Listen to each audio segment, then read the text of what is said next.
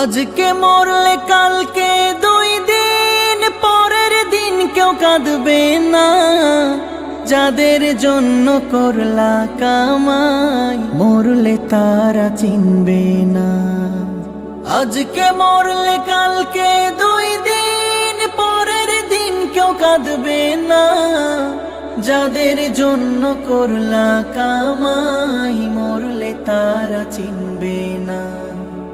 থাকতে সময় করো আমল, ঈমান করো খাঁটি।